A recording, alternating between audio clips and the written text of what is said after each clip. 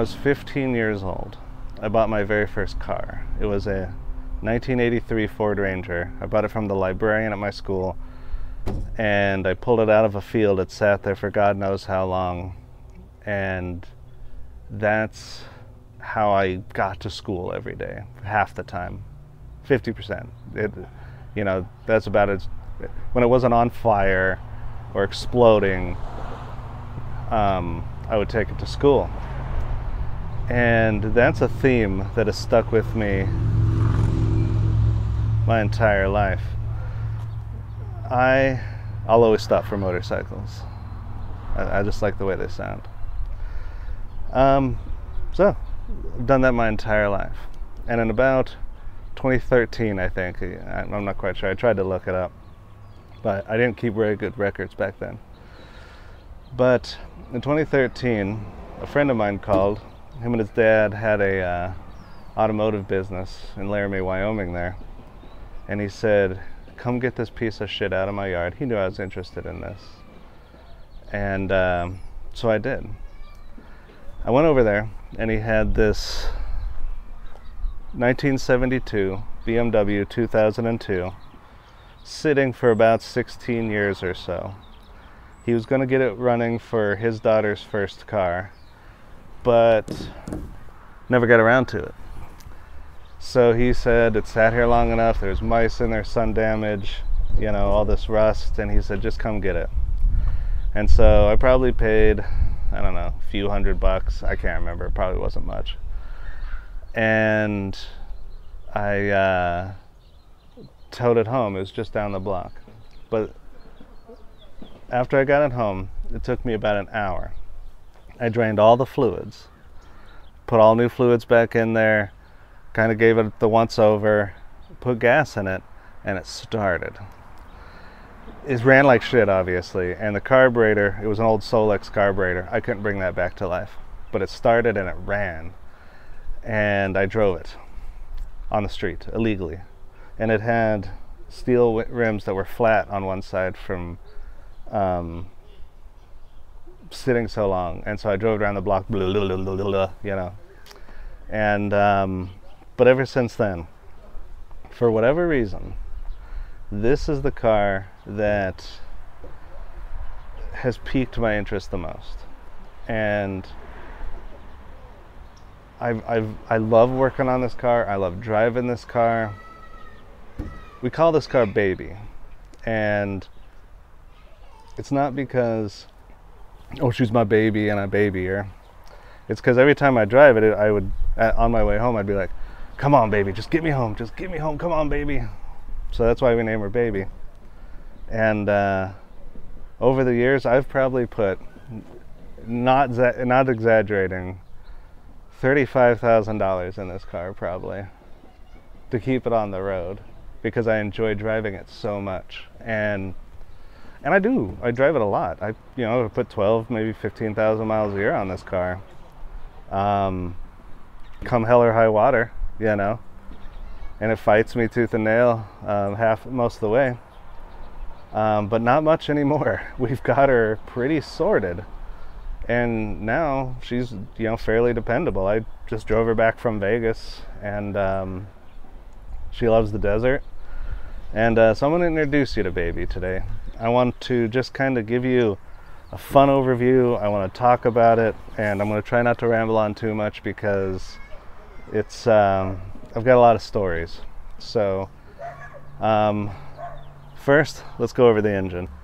First, we're going to go over the engine because obviously that's the most fun.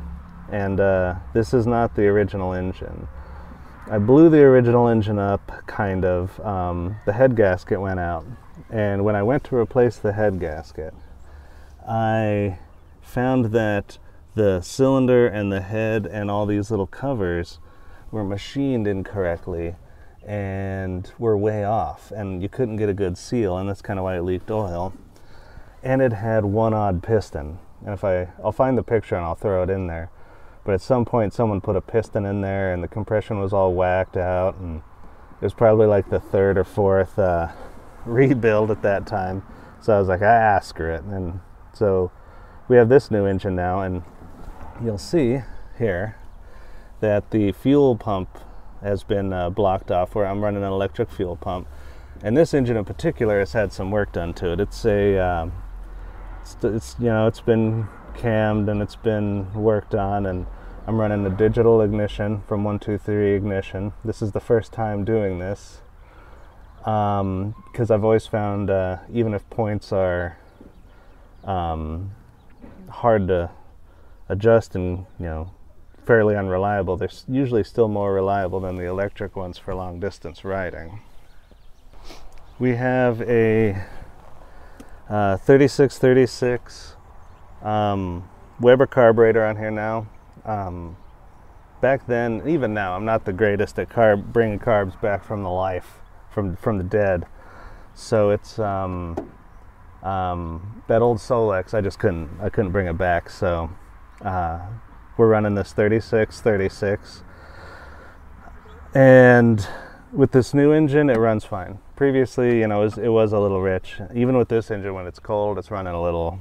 It runs a little weird, but once it warms up, it loves it.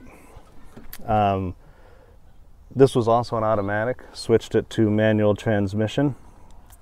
The automatic, it just wasn't very good. It was a 3-speed, very economy-minded transmission. It just wasn't very exciting, I guess, you know. So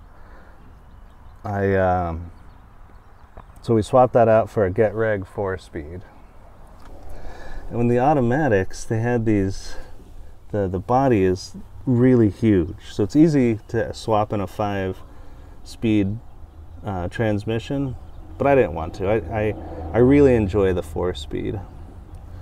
I rebuilt the whole brake system, got a rebuilt brake booster, a new master cylinder. This is old, but it's in good shape. All the metal lines have been replaced. All the soft lines have been replaced.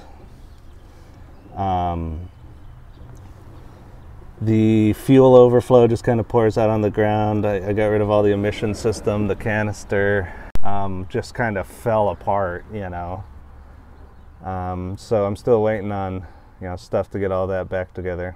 This I'm actually pretty impressed with so far. I only have like 5,000 miles on it ish, so I can't give you a full, you know, long-term update. I know 5,000 is long-term for, you know, everybody else, but that's, you know, just a few months of driving for me. So I found I know points are a pain in the ass, but I find them to be robust. And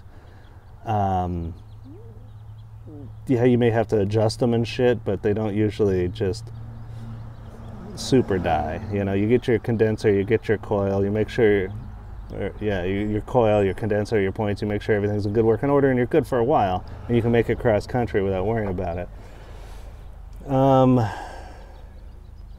You know, new hoses from Ireland.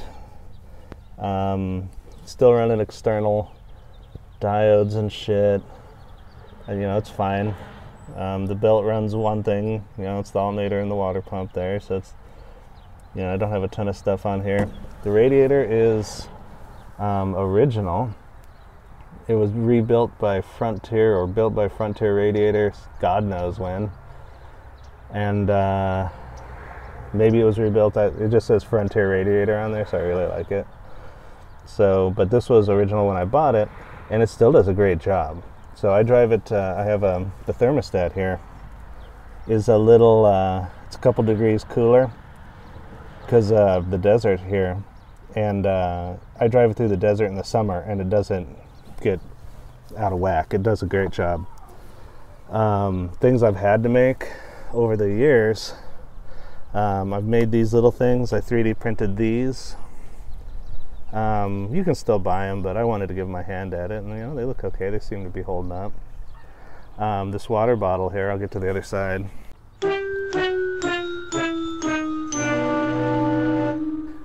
I 3D printed this fuse cover here. Seems to work out pretty good. Still running all the exposed German fuses. As long as you have a good cap here, I mean, there's no issue with that. You know, they can handle the rain. Still got remnants of the old stickers here, what the fuses do. Some German stickers still on there. You know. I replaced the headlights with H4 halogens from the sealed beams, and I didn't really have any trouble with the sealed beams, but sometimes I like to order those kits that you see everywhere and just kind of test them out, you know what I mean? One of the things I think is funny is you know, a lot of people, and I still get this confused too with the whole you know, the Bavarian Motor Works, but it's not. It's that nightmare. And even though I know that it's not Bavarian Motor Works, I'm not going to say that. So that's just the way that is. Yeah, still has like a little bit of emission sticker situation. This was the first year of the TII. Don't worry, that's not what this is. This color here is the original color, the Sahara beige you see running through here. This green color, so that's kind of fun. I like the way it looks when it's peeling off here. But yeah, so everything under here is pretty darn new. The rest is completely on the body just from being snowed on. And we do have plans to fix that, but I've never been stranded because of a paint job, so I don't start with body. You know what I'm saying? And but this one's getting close to where you may get stranded a couple times. Getting some pretty good, you know. Remember, rust is lighter than carbon fiber.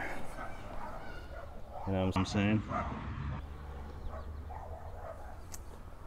But yeah, so there's the motor, and this motor here is pretty hot. It runs awesome, and I do not hate this motor.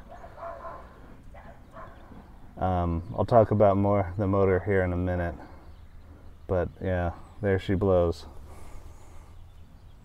So I want to talk briefly about a friend of mine. His name's Chris. He owns Sin City BMW. He's the only person I trust to work on this car. He specializes in BMW 2002s. He'll work on a lot of stuff, and he's the only one that has the same kind of crazy that I do, where we find vehicles in fields and drive them long distances against their will. And everywhere else I try to go, nobody wants to help me, because this is the only vehicle of the fleet that I get help with, because I really like driving this car. And if I spent all my time fixing it, which, you know, it does take a lot, I would never get to drive it.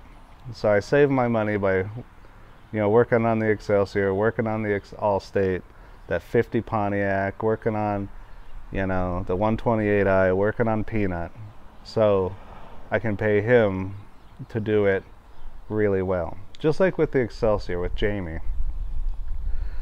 The team there, they've worked so hard developing new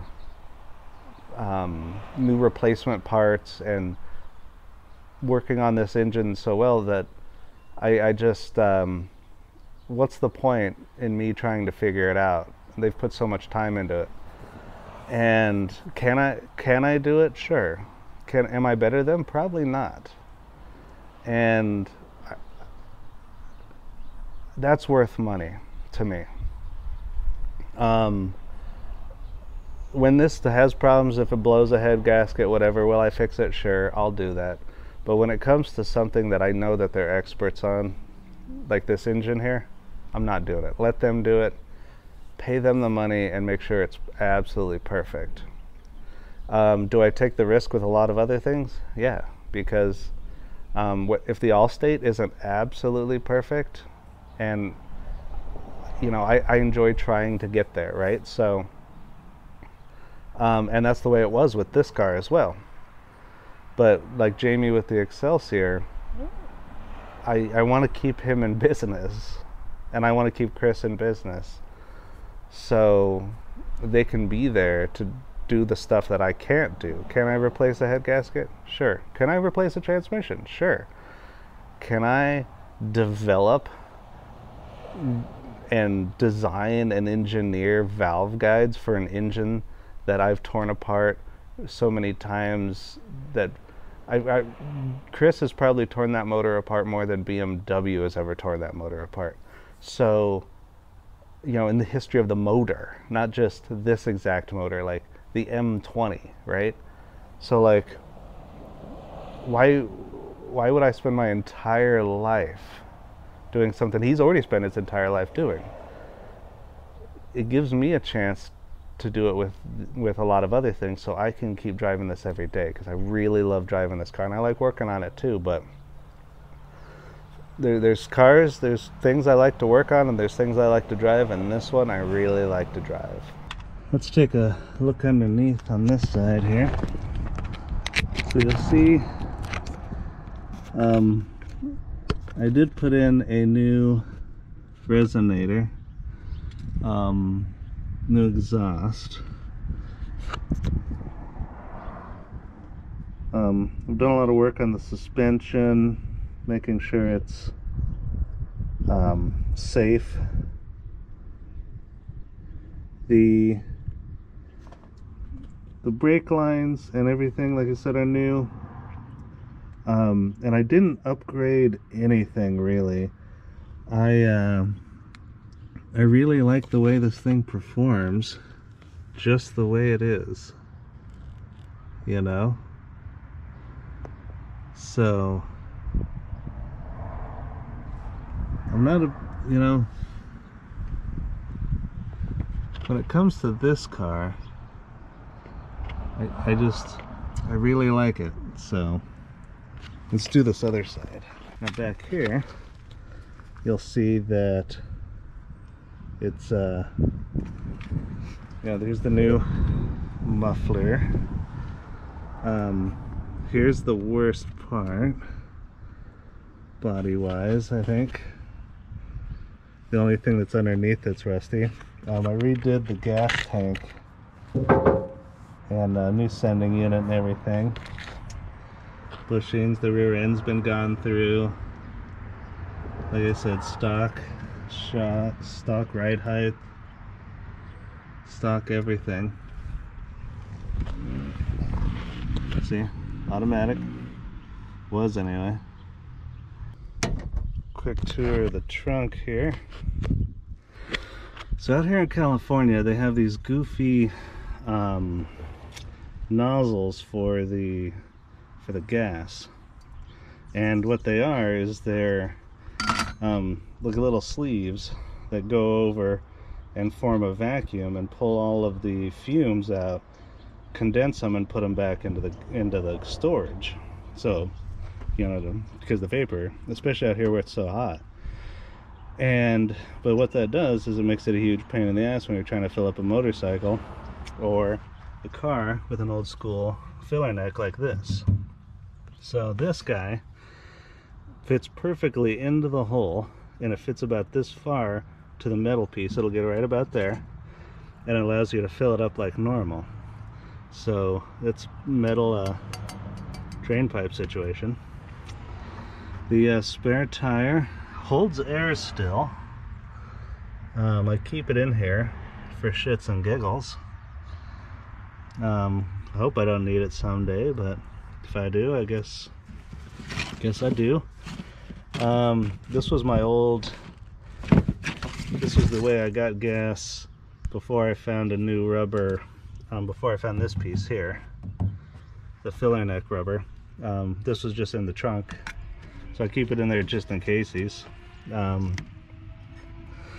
The back of the lights here all exposed.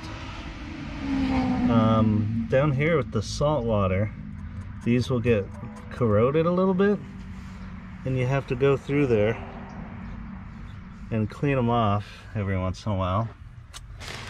I installed a 12-inch speaker back here, and then my box here is just everything I could possibly need: extra oils, tools, hoses. Yeah, because you end up breaking down every once in a while on an old car.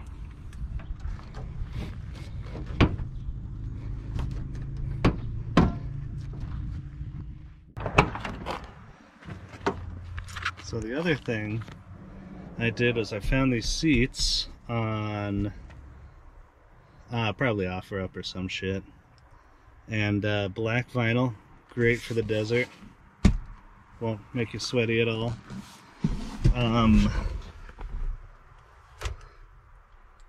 With the 4-speed, I didn't have to change anything over. It just kind of, you know, when it came to this console, except for this piece here, and the rubber boot, but everything, you know, fits in there pretty well. It's, you know, these old cars are easy to get into, and I have the original shifter knob, but I don't want it yanked off there. So I have this 3D printed one that I printed that I have several copies of running around in there. So if somebody takes my shit, I can still get home. I'm not going to be out anything. 3D printed this plate here. I did replace the hazard switch. On these cars, this hazard switch, everything runs through it. So if something goes wrong with this thing, the whole car goes to hell. So I carry a spare one of those because it can be really frustrating. Stereo, obviously. The heater's gone. I had to replace the tumbler in here. And I have a different gauge cluster. I'll get this out of the sun there. Boop, boop.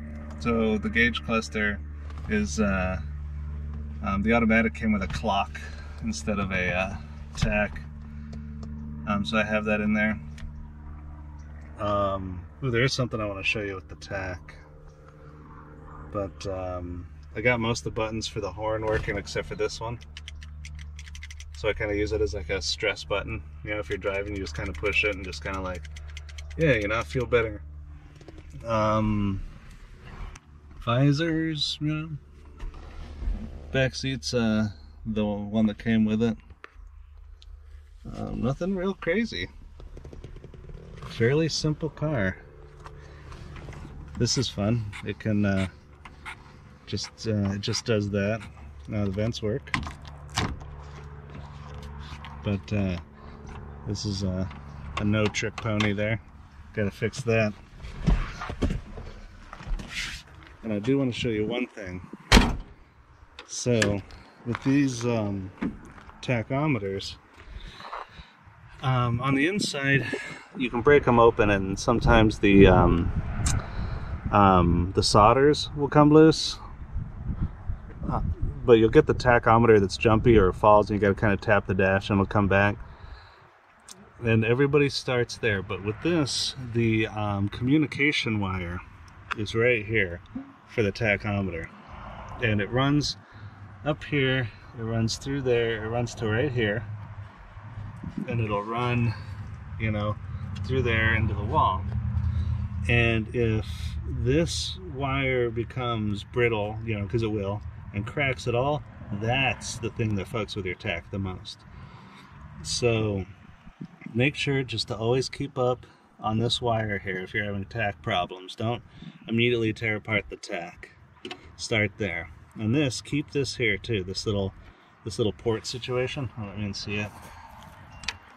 But that's really handy for when you're tuning your carbureting, and just, you know, that's where you literally plug in the tach. You you know. So get your seat flipped like that, and these rear windows do work still. You can still pop them open, lock them shut. The legroom's not great. I have had people back here, but you know, if you were going a real long distance, it wouldn't be that good, but it's really not that bad. When you look at the car, you'll see that it's got this real big kind of fishbowl top to it, and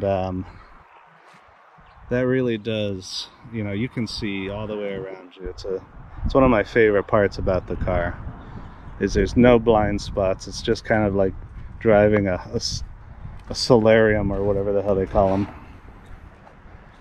Yeah. Trust me, dirty stickers. That's how you keep people away. Here's some really good rust up here. This right here, that's 1/10 of a second in the quarter mile. This one, 1/4 of a second. I'm telling you.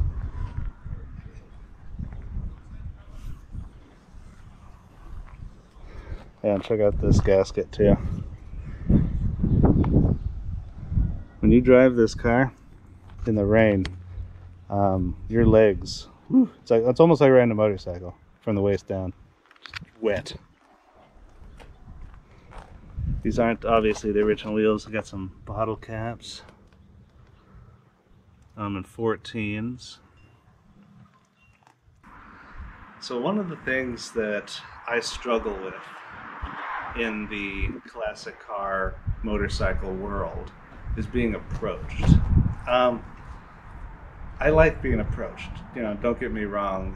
It's part of, when you drive weird shit, that's part of it. And people are curious, they want to know, and I genuinely like talking about it. So it's not that it's something I hate or, oh God, here it comes again. Part of my goal, you know, I've stated before, is to keep people interested in this and to keep people from shying away from a difficult situation like driving this car to work every day. So I'm totally okay being approached. But the caveat is I really hate the same questions. And there's a certain car guy out there that has these questions. And the questions are, how safe is it? Is it reliable? What's the fuel mileage? Is it safe? I refuse to answer that question. Is it reliable? I refuse to answer that question. Nobody cares.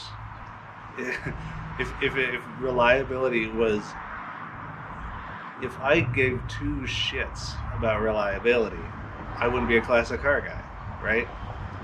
Just why even ask that question? And the fuel mileage, again, nobody cares. Nobody knows. I refuse to even check. I literally refuse to check. When people say, what the fuel mileage? I go, don't know. I fill it up with about 9 gallons of gas is usually when it gets close to the thing. Don't even know the miles. Those questions, and that comes from a very certain guy, and I'm pretty sure you guys know the guy I'm talking about. And it's always the guy who's really interested. I keep saying guy. I use that as like a overarching term. I'm going to say person, because it's not always a guy, right? But that person is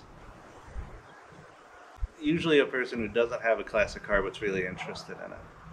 So the struggle I have is how to segue this conversation into something meaningful and some way that you can progress this person in the classic car world without yelling at them, right?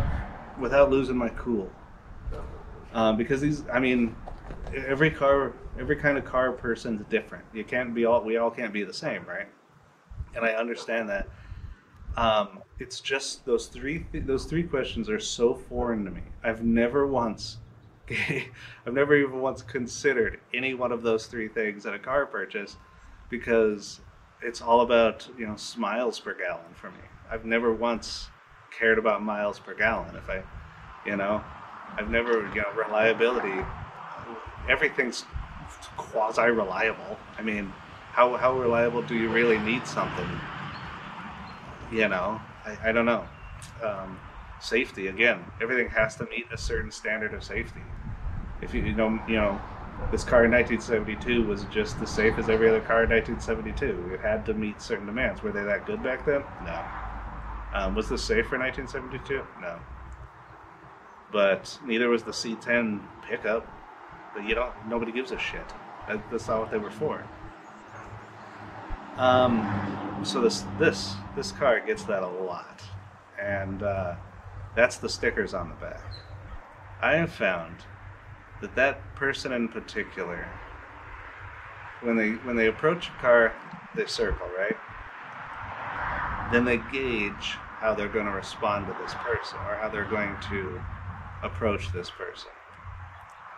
And those stickers on the back, especially the one that says, "My other ride is your mom," and the "Safe Perhaps the Drugs," those stickers, when they approach, it's more of about,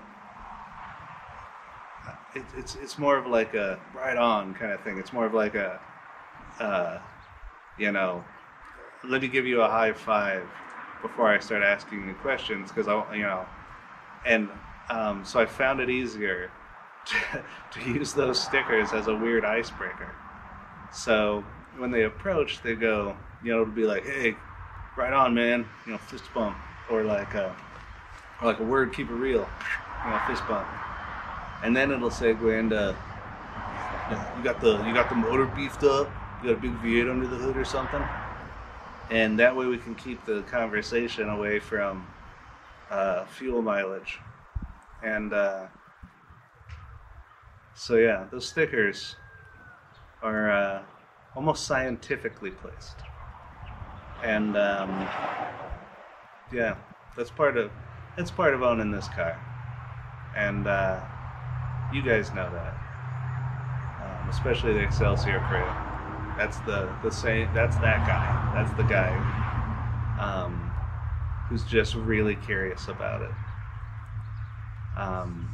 Yeah. So there's a little tidbit in the life of baby.